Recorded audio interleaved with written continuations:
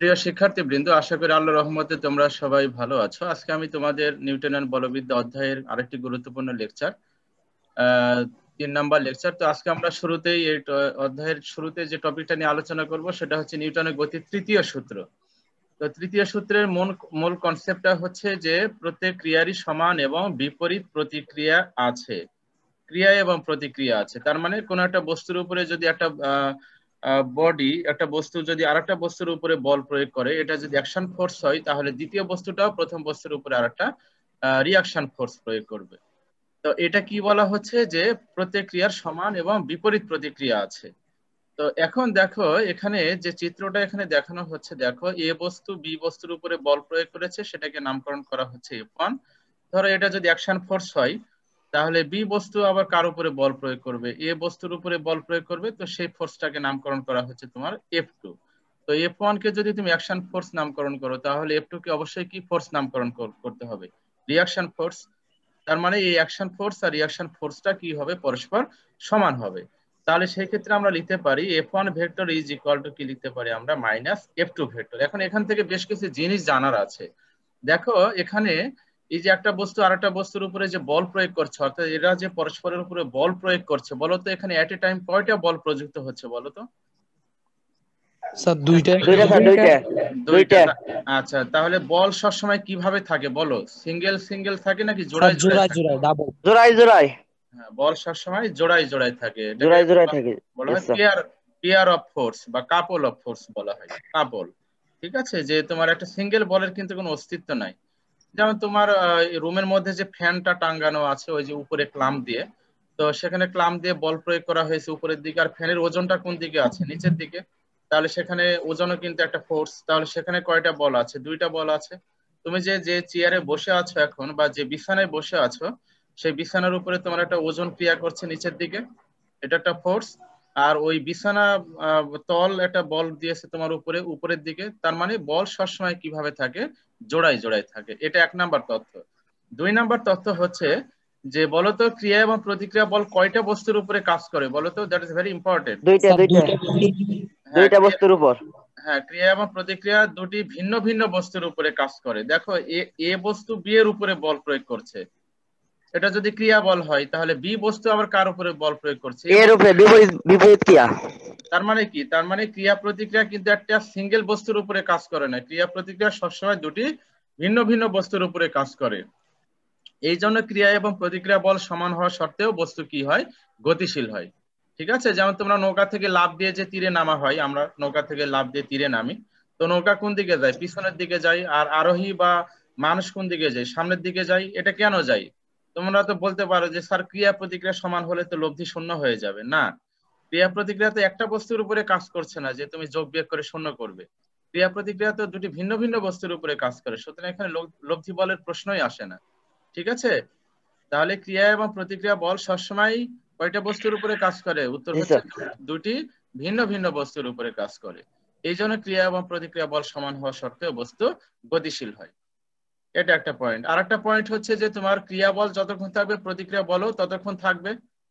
শুনতে পাচ্ছ আমাকে তোমরা? তোমরা কি আমাকে শুনতে পাচ্ছ?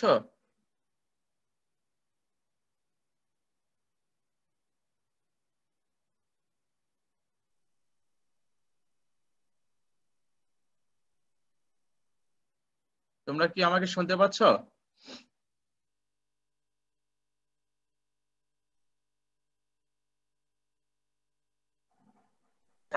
স্যার শোনা যাচ্ছিল না।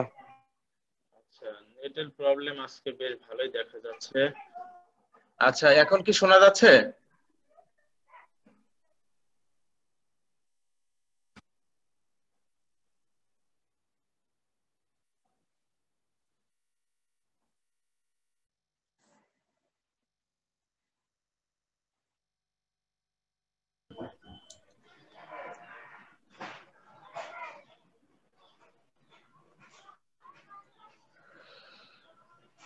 আচ্ছা, এখন কি শুনতে পাচ্ছ তোমরা? জি স্যার, জি স্যার, ইয়েস জি স্যার, স্যার। শোনা যাচ্ছে। আজকে নেটের লাইনের বেশ প্রবলেম দেখা যাচ্ছে। আচ্ছা, এখন আমরা তাহলে ক্রিয়া বল যতক্ষণ থাকবে, প্রতিক্রিয়া বলও ততক্ষণ থাকবে। তাহলে এই যে বৈশিষ্ট্যগুলোর কথা বললাম এইগুলো একটু মনে রাখবে। হ্যাঁ, শুধু এই একটা বাক্যই মনে রাখবে না যে ক্রিয়া এবং প্রতিক্রিয়া বল সমান। এটাই শুধু মনে রাখলে হবে না, আরো অনেক কথাগুলো মনে রাখতে হবে। আরেকটা জিনিস বলো তো, ক্রিয়া এবং প্রতিক্রিয়া বলের মধ্যবর্তী অ্যাঙ্গেল কত ডিগ্রি? এমসিকিউ প্রশ্ন আসতে পারে, ক্রিয়া এবং প্রতিক্রিয়া বলের মধ্যবর্তী কোণ কত? স্যার 180 180। 180 180 ডিগ্রি। 180 degree sir. তাহলে এই তথ্যগুলো একটু মাথায় রাখবে। এখন আমরা তৃতীয় সূত্র থেকে গুরুত্বপূর্ণ যে সূত্রটা পড়বো সেটা হচ্ছে নিউটনের ভরবেগের সনক্ষণ সূত্রটা আমাদের পড়তে হবে। আচ্ছা, এখন ভরবেগের সনক্ষণ সূত্র তোমরা 9-10-এ পড়ে এসছো, তারপরে আমি একটু শর্টকাট দেখানোর চেষ্টা করব এখানে, যে কোনো ব্যবস্থার উপর যদি বাহ্যিক বল শূন্য হয় তাহলে ওই ব্যবস্থার মোট ভরবেগের কিন্তু কোনো পরিবর্তন হয় না। তার মানে কি, কোনো ব্যবস্থা বলতে যে তুমি যদি কোনো একটা সিস্টেম বিবেচনা করো, যে সিস্টেমে তোমার দুইটা বস্তুর মধ্যে তুমি সংঘর্ষ দেখাবে। তোমরা কি শুনতে পাচ্ছ আমাকে? জি স্যার। আচ্ছা, একটু মাঝে জি মাঝে স্যার। বললো, হ্যাঁ আমাকে নেটের প্রবলেম দেখা জি যাচ্ছে। স্যার, শোনা যাচ্ছে।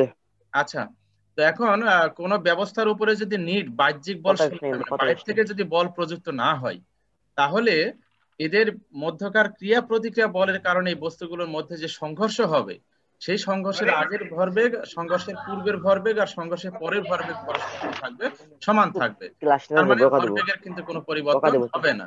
এই সূত্রটাই হচ্ছে তোমার ভরবেগের সংরক্ষণ সূত্র। তো এটা 1 মার্কের জন্য পরীক্ষা আসতে পারে, যে ভরবেগের সংরক্ষণ সূত্র বিবৃত করো। এখন আমরা এটাকে কিভাবে প্রমাণ করব যে সংঘর্ষের আগের ভরবেগ আর পরের ভরবেগ কিভাবে সমান থাকে, সেটা আমরা এখানে প্রমাণ করব। আচ্ছা, এখন দেখো এখানে দুটা বস্তু এখানে দেখানো হচ্ছে। বলো তো, 1 নং বস্তু 2 নং বস্তু, এটা কি অবস্থাটা দেখানো হচ্ছে এই চিত্রানুসারে, বলো তার তো? সংঘর্ষ অবস্থা। সংঘর্ষ অবস্থায় স্যার। সংঘর্ষ অবস্থাটা সংঘর্ষ দেখানো অবস্থায় হচ্ছে। তো সংঘর্ষ অবস্থায় দেখানো হলে অবশ্যই। তাহলে অবশ্যই কি হবে? তাহলে 1 নং বস্তু 2 এর উপরে একটা বল প্রয়োগ করবে, সেটাকে নামকরণ করা হয়েছে F2।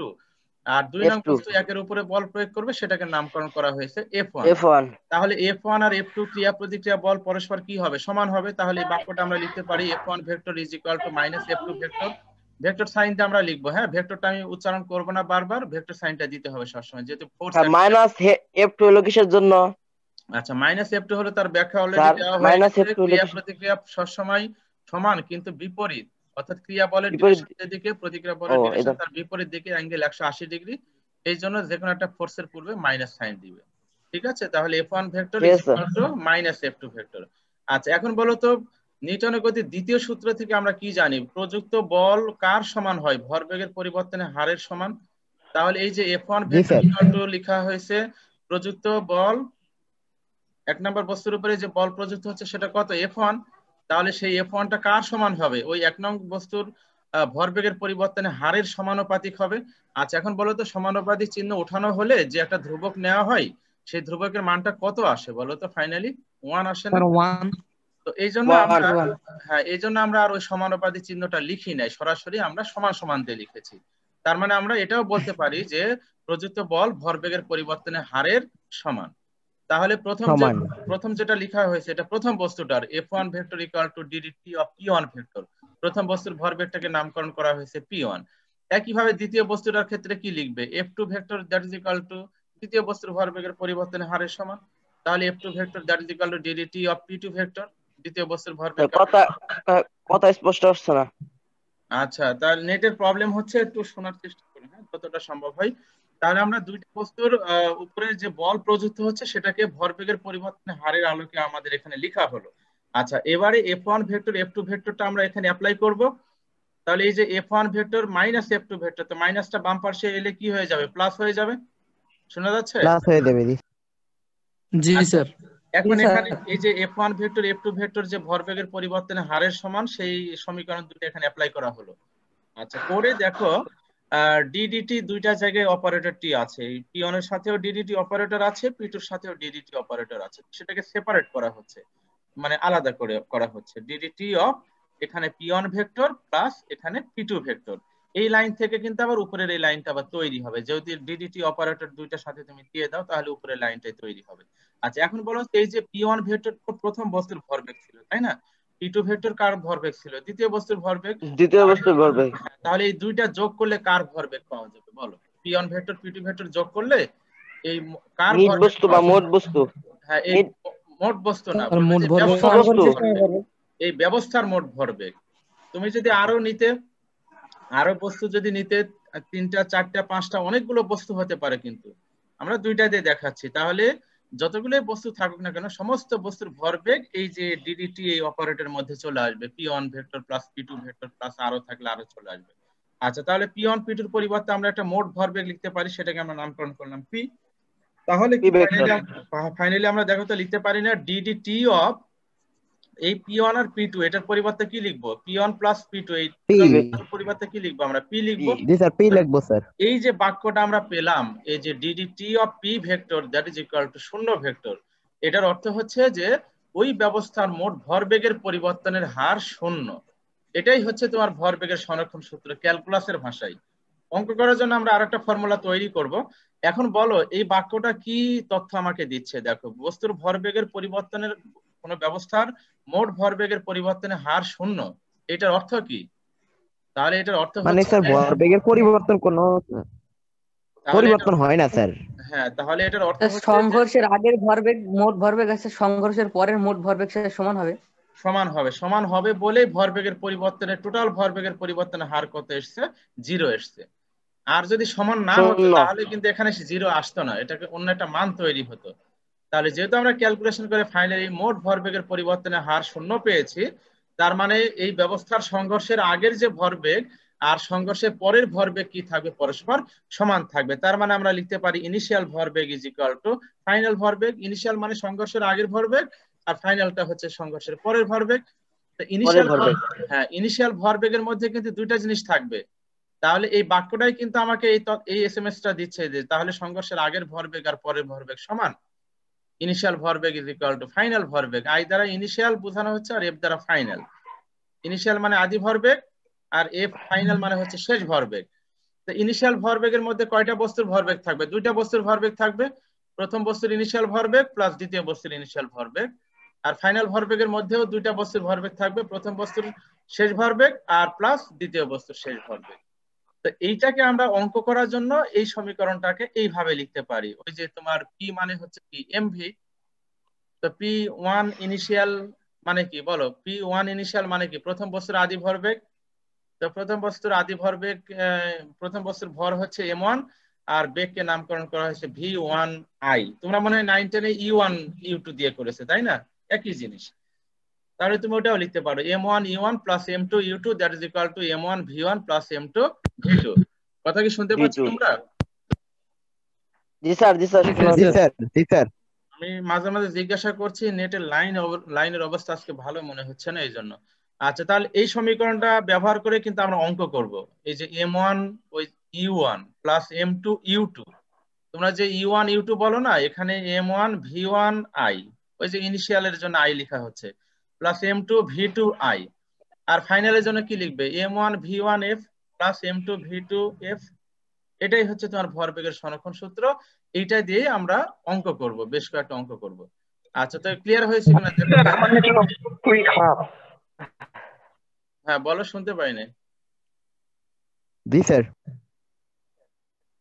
জি স্যার, আচ্ছা, তো ক্লিয়ার। তাহলে আমরা এই এই সমীকরণ ব্যবহার করে কিছু অঙ্ক করব। তার আগে আরো কিছু অঙ্ক আমাদের দেখতে হবে। গতদিনে মনে হয় আমরা summation F equal to M A সূত্রের বেশ কয়েকটা প্রয়োগ দেখেছিলাম। 1 নাম্বার প্রয়োগ হয়ে গিয়েছে গতদিনে। 2 নাম্বার প্রয়োগটাও ঘর্ষণ বল বিবেচনা করে আমরা এটা করেছিলাম। আচ্ছা, এখন বলো তো এই এই প্রয়োগটা করা হয়েছিল কিনা?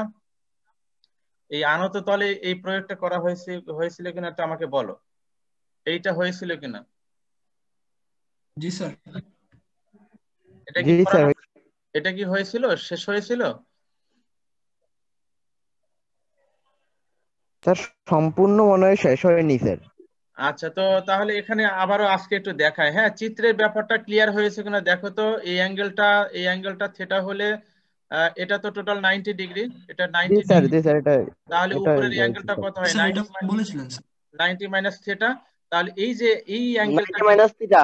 হ্যাঁ, এই অ্যাঙ্গেলটা কিন্তু 90 মাইনাস থিটা হবে। তো টোটাল অ্যাঙ্গেল 90 থেকে এই 90 মাইনাস থিটা মাইনাস করলে এই যে এই অ্যাঙ্গেলটা কি তৈরি হয়? থিটা তৈরি হয়। এই চিত্রটা ক্লিয়ার হয়েছে কিনা বলো।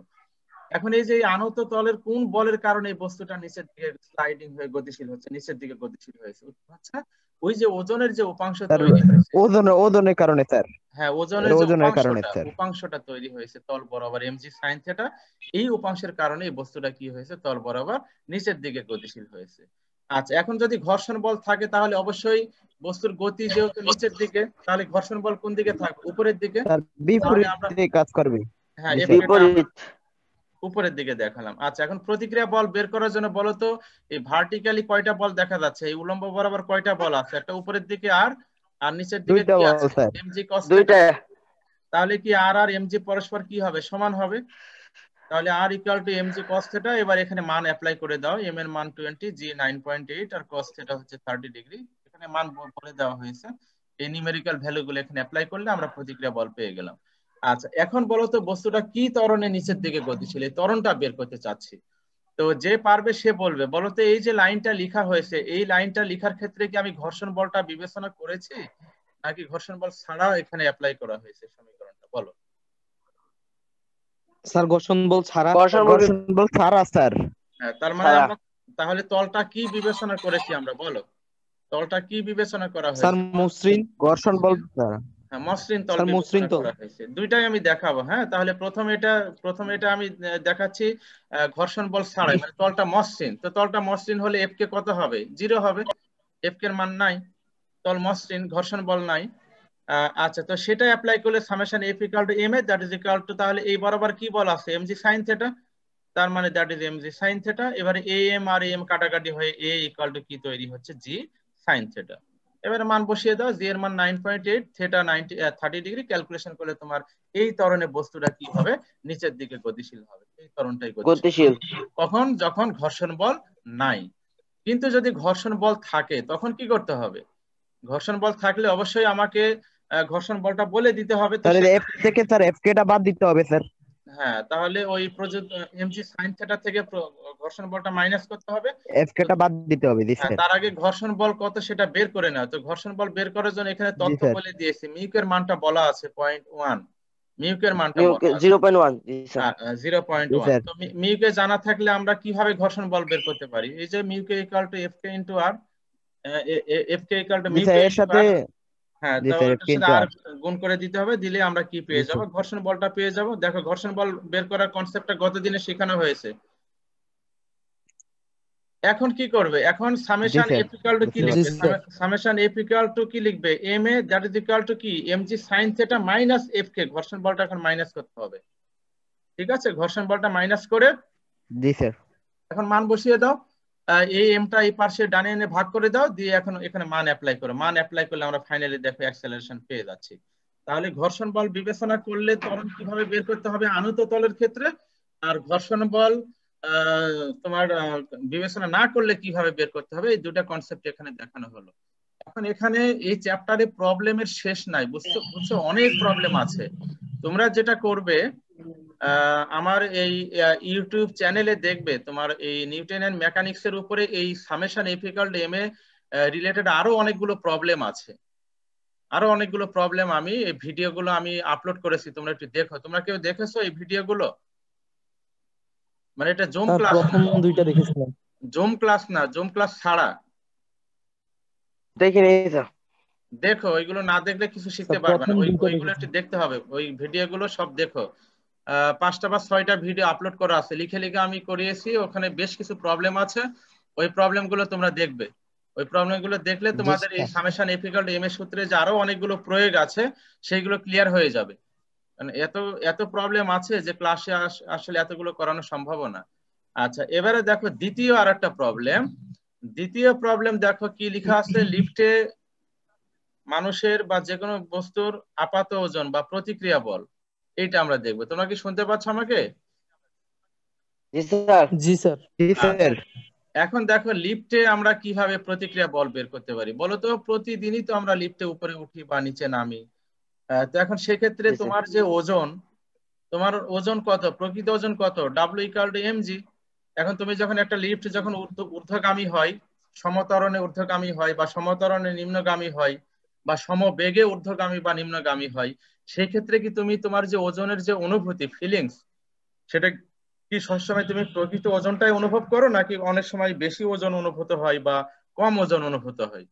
তো স্যার সেটা বেশি কম দুইটাই বেশিরভাগ বেশি কম দুইটাই জি স্যার। অনুভূত হয় হ্যাঁ, স্যার। পরিবর্তন হয়। তো সেই পরিবর্তনটা কিভাবে হয় সেটাই হচ্ছে এই টপিকটার আলোচ্য বিষয়। আচ্ছা, এখন বলো তো এইটা দ্বারা কি বোঝাতে চেয়েছি আমি? এ লিখে তীর চিহ্ন উপরের দিকে উপরে দেখানো হচ্ছে। স্যার স্যার এখানে উপরের দিকে লিখতে একটা ত্বরণে দেখেছি। স্যার উপর দিকে উঠতেছে স্যার। হ্যাঁ, মানে লিফটটা এ সমতরণে ঊর্ধ্বগামী, সেটা দেখো এখানে ডান দিকে চিত্রে দেখানো হচ্ছে যে তোমার এটা হচ্ছে লিফটের জি সারফেস। স্যার। এই লিফটের সারফেসের উপরে একটা মানুষ ধরো দাঁড়িয়ে আছে, মানুষ না হয় অন্য কোনো বস্তু হতে পারে, কোনো সমস্যা নেই। তো মানুষ যে লিফটের সারফেসে দাঁড়িয়ে আছে, লিফটের মেঝেতে দাঁড়িয়ে আছে, তাহলে এই মানুষের একটা ওজন কি লিফটের মেঝেতে পড়বে, প্রয়োগ হবে। তো সেটা কত? তার ওজন দ্যাট ইজ জি কত? Sir. W equal to MG. এটা নিচের দিকে থাকবে। এমজি। আর এই লিফটের নিচের সারফেস তো দিকে। ওই মানুষের উপরে একটা প্রতিক্রিয়া বল দিবে, সেটা কোন দিকে বলো তো? উপরের দিকে। প্রতিক্রিয়া বলটা উপরের উপরের দিকে। দিকে জি স্যার, তো সেই উপরের দিকে। প্রতিক্রিয়া বলকে আমরা আর নামকরণ করতে পারি, বা এই প্রতিক্রিয়া বলটাই কিন্তু ওই মানুষটা মানে অনুভূত হবে, মানে অনুভব করবে ওই, যেটাকে আমরা আপাত ওজনও কিন্তু বলতে পারি। যার জন্য আমরা এটাকে R1 ও লিখতে পারি বা আপাত বানাবা। ওজন W1 ও লিখতে পারি। দুটা লেখা যাবে, হ্যাঁ, যে কোনো একটা লিখো। জি মানে স্যার, লিফটের সারফেস, ডাব্লিউ ওয়ানও লেখা যেতে পারে। হ্যাঁ, লিফটের সারফেস তোমার উপরে যে বল দিবে সেটাই তো তুমি অনুভব করবা। তার মানে তুমি তোমার ইয়েস ওজন স্যার। কখন অনুভব করো বলো তো? তুমি তোমার ওজনটা কখন তুমি ফিল করো? স্যার লিফট যখন উপরের দিকে স্যার যেতে লিফট যখন উপরের দিকে ওঠে তখন আমি ফিল করি। আচ্ছা, ধরো বলো তো, তুমি যদি যখন 20 তলা বিল্ডিং প্রতিক্রিয়া এর বলটা ছাদ থেকে, ধরো 20 তলা বিল্ডিং এর ছাদ থেকে যদি লাফ দাও, তুমি যতক্ষণ শূন্যে থাকবে তখন কি তুমি ওজনটা অনুভব করতে পারবা? মানে বাতাসের বাধা তো অনেক কম। না স্যার। কখন না তুমি স্যার।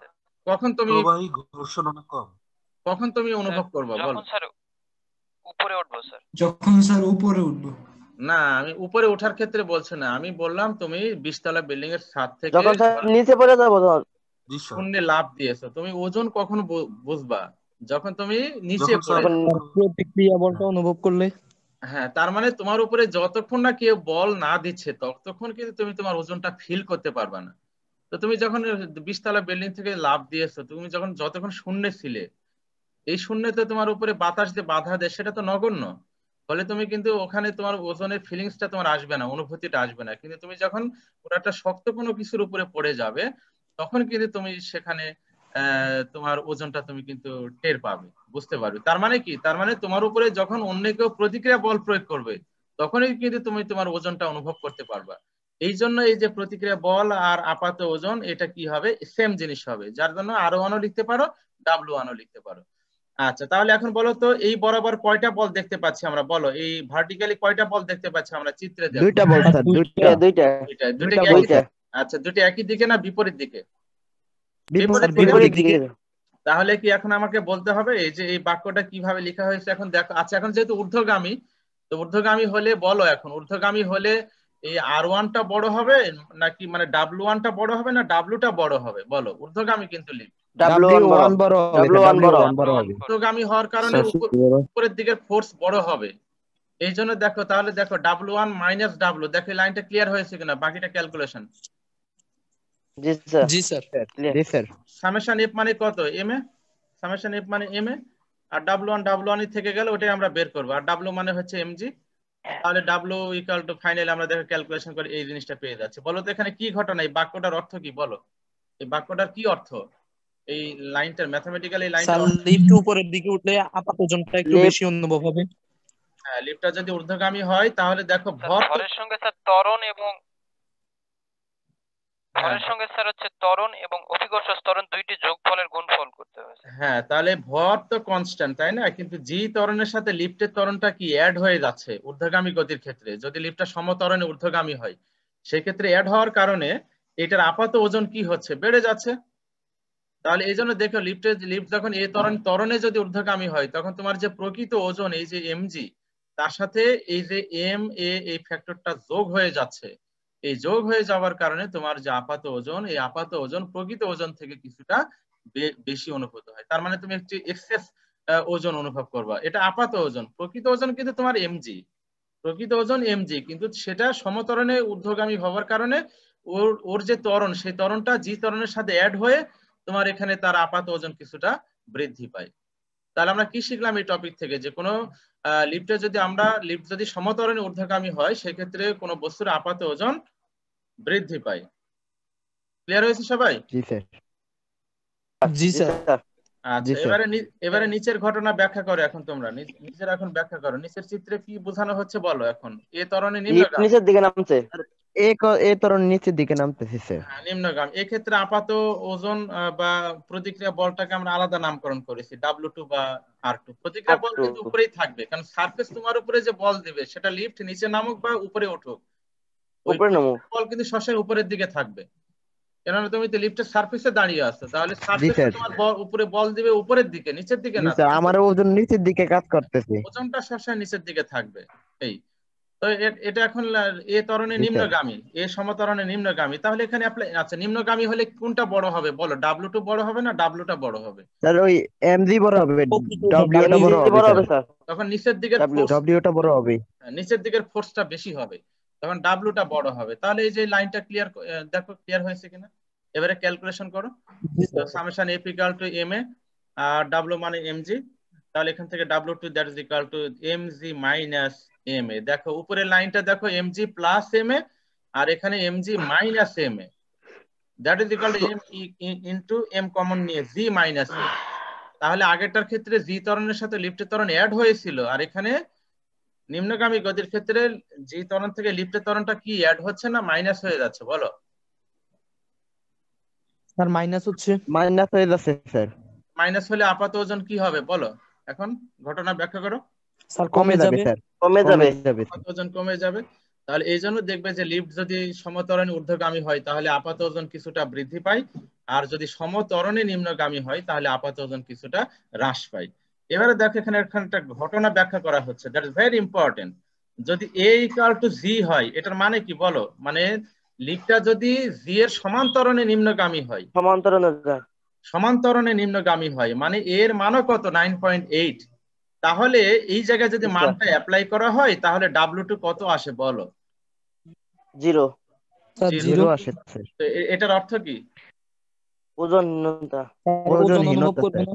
হ্যাঁ, তাহলে তুমি লিফটে নিজেকে কখন ওজনহীনতা অনুভব করবে? যখন তোমার লিফটটা যদি জি এর সমান্তরণে নিম্নগামী হয়, সেই ক্ষেত্রে তুমি নিজেকে কি অনুভব করবা? ওজনহীনতা অনুভব করবা। আচ্ছা বলো তো, লিফটটা যদি জি এর চেয়ে বেশি ত্বরণে নিম্নগামী হয় তাহলে কি হবে?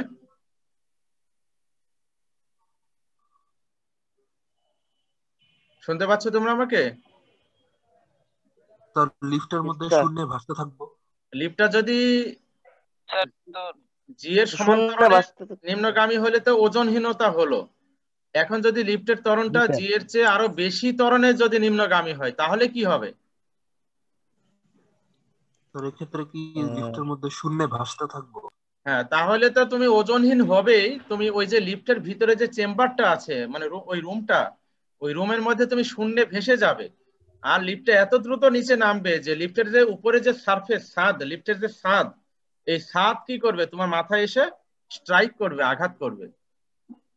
তার মানে এটা যখন ওই যে অনেক সময় লিফটের দড়ি ছিঁড়ে যায়, তার ছিঁড়ে যায়, সেই ক্ষেত্রে এই ঘটনাগুলো ঘটে। যদিও আধুনিক লিফটে এই সমস্যাগুলো নাই। আধুনিক লিফটে তার বা দড়ি ছিঁড়ে গেলে কোনো একটা ফ্লোরে এসে ওটা আটকে যাবে, সেই সিস্টেম তৈরি করা হয়েছে। কিন্তু আগেকার যুগে কিন্তু লিফটগুলো এই সিস্টেমগুলো ছিল না, ফলে এই লিফটে একদম নিচ পর্যন্ত চলে যেত সেই ত্বরণে। ফলে এখানে দুর্ঘটনা ঘটতে, মানুষ মারাও যেত অনেক সময়। ক্লিয়ার হয়েছে সবাই কি বললাম এতক্ষণ? আচ্ছা, এখন বলো এই জায়গায় এই 3 নাম্বার যে ঘটনাটা আনা হয়েছে এইটা দ্বারা কি বোঝানো হচ্ছে এটা আমাকে বলো। এইটা দ্বারা কি বোঝানো হচ্ছে? এটা কি লিখেছি আমি বলো? এটা স্যার বেগে আর সমবেগে স্যার উপরের দিকে উঠতেছে বা নিচের দিকে নামতেছে। সমবেগ নির্দেশ করা হয়েছে। হ্যাঁ, বস্তু স্যার লিফটই না, লিফট বলতেছি আমরা এখানে, মানে লিফটটা যদি জি স্যার হ্যাঁ লিফটটা সমবেগে উপরে উঠে বা নিচে নামে।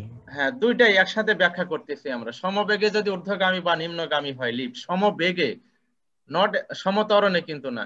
আগের ঘটনা দুইটা আমরা সমত্বরণ দিয়ে ব্যাখ্যা করলাম। এখন যদি লিফট সমবেগে ঊর্ধ্বগামী বা নিম্নগামী হয় সেই ক্ষেত্রে কি হবে? আচ্ছা, তো সমবেগে ঊর্ধ্বগামী, আচ্ছা এটা আমরা ঊর্ধ্বগামী গতির ক্ষেত্রে ব্যাখ্যা করছি। তো ঊর্ধ্বগামী সামেশন এফ ইকুয়াল টু, তাহলে উপরের বলটা বড় হয়, W1 টা বড় হয়, W টা ছোট হয়, তাহলে summation F equal two W1 minus mg। তো সামেশন এফ মানে কি, ma that is equal two W1 minus mg। এখন বলো তো a ইকুয়াল টু 0 কেন? এই ইকুয়াল টু 0 হবে স্যার, ওই সমবেগ আর থাকলে তো স্যার ত্বরণ সমবেগের শূন্য হয় কারণে স্যার, ত্বরণ শূন্য হবে। হ্যাঁ, সমবেগে কারণ এখানে গতিশীল হলে বেগের তো ত্বরণ পরিবর্তন থাকবে হয়নি না। স্যার, তার মানে একই বেগে। লিফটের ত্বরণ নাই, লিফটের ত্বরণ না থাকা মানে জি এ স্যার, কত হয়ে গেল, 0 হয়ে গেল। মানে তাহলে সেক্ষেত্রে কি জিরো, ওজন কি? ওজনহীনতা, না না, হীনতা, ওজন নাই। কে বলেছে ওজন নাই? স্যার সেক্ষেত্রে আপাত ওজন প্রকৃত ওজনের সমান হবে। আপাত ওজন প্রকৃত ওজনের সমান হবে। তার মানে তোমার এখানে ওজন, ওজন মানে অনুভব করার যে ফিলিংস, সেটা তোমার যে প্রকৃত ওজন সেটাই তুমি ফিল করবে। স্যার কমও, সেটারই হবে স্যার। হ্যাঁ কমও হবে না, বেশিও হবে না। আর যদি তোমার সমবেগে যদি নিম্নগামী হয়, তাহলে এই যে ক্যালকুলেশন, এবং এই ক্যালকুলেশনেও দেখো W2 ইকুয়াল টু mg। তার মানে কি শিখলাম? স্যার তার মানে এটাও একই হবে। লিফট যদি সমবেগে ঊর্ধ্বগামী বা নিম্নগামী হয়, সেক্ষেত্রে তার আপাত ওজনের কিন্তু কোনো তাহলে পরিবর্তন হবে না। আপাত ওজনটা হবে, পরিবর্তন প্রকৃত হবে না ওজনের স্যার। সমান, প্রকৃত যে ওজনটা সেই ওজনটা সে অনুভব করবে। ঠিক আছে, জি শুনতে স্যার। পাচ্ছ? জি স্যার। জি স্যার। আচ্ছা, এখন এই থিওরি দিয়ে একটা অঙ্ক লেখো, আমি বলে দিই, তোমরা একটু লিখো, বাসায় করে নিবে। লেখো লেখো যে 50 কেজি ভরে একজন মানুষ, খাতায় লিখো। খাতা আছে তোমাদের সাথে নাকি কোনো জি কিছু স্যার। ছাড়াই জি মাঠে স্যার, আছে স্যার। খেলতে নামছো নাকি? 50 কেজি ভরে একজন মানুষ একটি লিফটে দণ্ডায়মান। 50 কেজি ভরের একজন মানুষ একটি লিফটে দণ্ডায়মান, দাঁড়ি।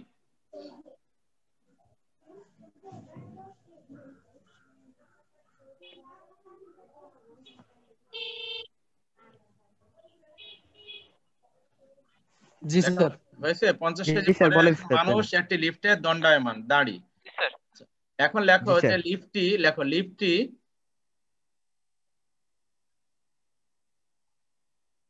1 জি স্যার, মিটার পার লিফটটি সেকেন্ড স্কয়ার সমত্বরণে, 1 মিটার পার সেকেন্ড স্কয়ার সমত্বরণে, 1 লিফটটি 1 মিটার পার সেকেন্ড স্কয়ার জি স্যার। সমত্বরণে ঊর্ধ্বগামী এবং নিম্নগামী হলে, ঊর্ধ্বগামী এবং নিম্নগামী মানে দুইটাই বলা হচ্ছে।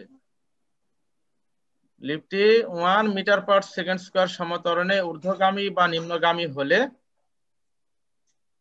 লোকটির আপাত জি স্যার। ওজনের হলে স্যার, পার্থক্য নির্ণয় করো। লোকটির আপাত ওজনের পার্থক্য নির্ণয় করো।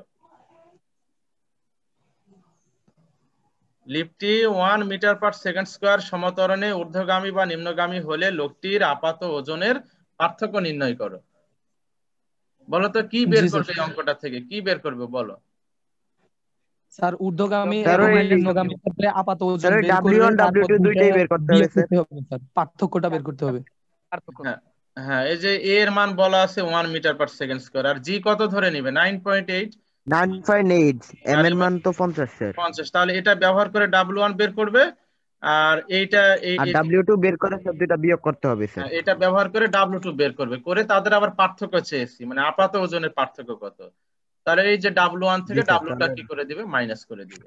এটা একটা অঙ্ক হলো আর কি, ইম্পর্টেন্ট একটা অঙ্ক। আর একটা অঙ্ক হতে পারে যে লিফটটা যদি তোমার সমবেগে ঊর্ধ্বগামী বা নিম্নগামী হয়, তাহলে লোকটির আপাত ওজন কত হবে, এই যে এই কনসেপ্টটা।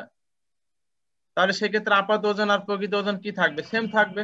তাহলে তো স্যার ওই সেম থাকবে, তাহলে এই জি অঙ্কটা 50 স্যার। ইন্টু 9.8 হবে স্যার। হ্যাঁ আপাত ওজন এবং প্রকৃত ওজনের পার্থক্য 0।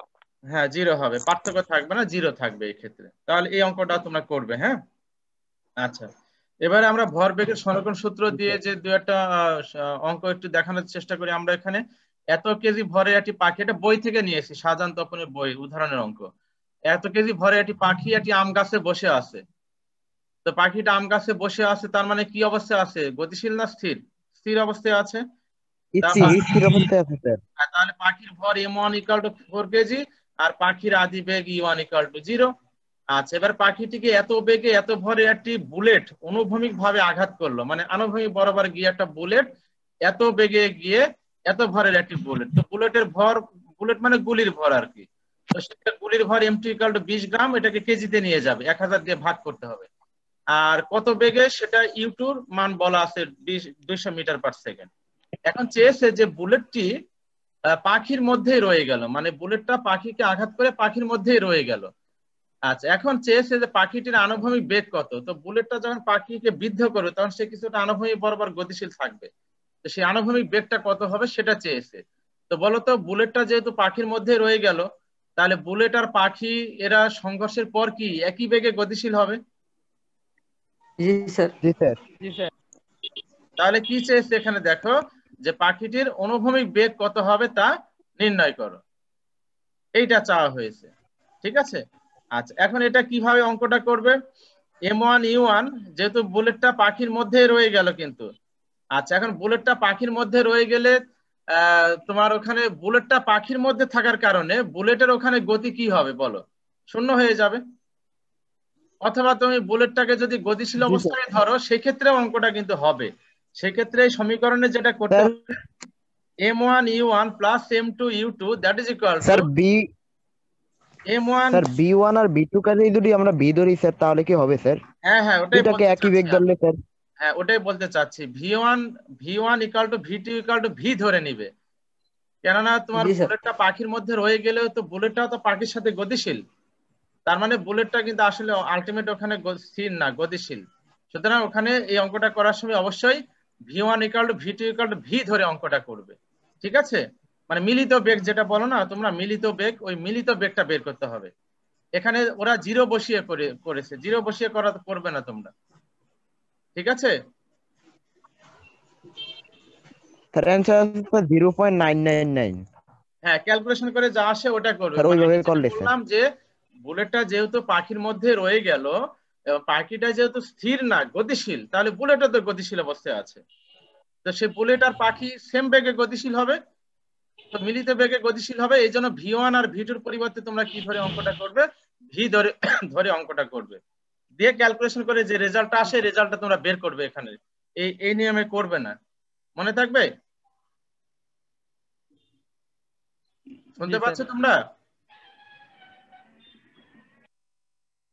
জি স্যার, শোনা যাচ্ছে। আচ্ছা, রেসপন্স করো না কেন? এখন দেখো দ্বিতীয় আর একটা অঙ্ক। এত কেজি ভরের দুটি বস্তু এত বেগে পরস্পর বিপরীত দিক থেকে এসে একে অপরকে ধাক্কা দিল। আচ্ছা বলো তো, বিপরীত দিক থেকে এলে কি করতে হয় বলো? কনসেপ্টটা বলো আগে। বিপরীত দিক থেকে এলে এই যে বেগকে কিভাবে ধরতে হয়? স্যার একটি প্লাস একটি মাইনাস ধরতে হয় স্যার। হ্যাঁ, প্রথমটাকে নরমালি প্রথমটাকে আমরা প্লাস ধরি, পরেরটাকে মাইনাস ধরি, উল্টোটা করলেও হবে, কোনো সমস্যা নাই। তো প্রথমটাকে সাধারণত প্লাস ধরা হয়, পরেরটাকে মাইনাস ধরা হয়। তাহলে দেখো এই যে m1 বলা আছে 40, m2 বলা আছে 60, u1 u2 একটা প্লাস আর একটা মাইনাস, আর এরা পরস্পর বিপরীত দিক থেকে এসে একে অপরকে ধাক্কা দিল। আচ্ছা, ধাক্কার পর বস্তুদ্বয় একত্রে সংযুক্ত হয়ে গতিশীল হয়ে কোন দিকে চলবে সেটা চেয়েছে। আচ্ছা, তাহলে এই যে একত্রে সংযুক্ত হয়ে গতিশীল হয়েছে, যেটা আগের অঙ্কটাও কিন্তু সেম এই কনসেপ্টে ছিল, তাহলে সেক্ষেত্রে কার মান বের করবে? ওই যে v1 = v2 = v ধরে নিবে, নিয়ে v এর মানটা কি নিয়ে আসবে এখানে? v এর মানটা কি নিয়ে আসবে এখানে? প্লাস নিয়ে আসতে হবে। জি স্যার। v এর মানটা ক্যালকুলেশন করে যা আসে, মানে প্লাস না, যা আসে সেটা হবে।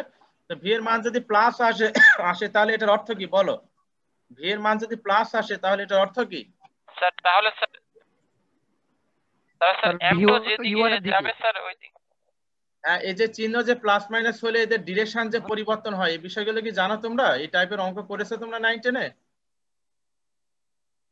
জি স্যার।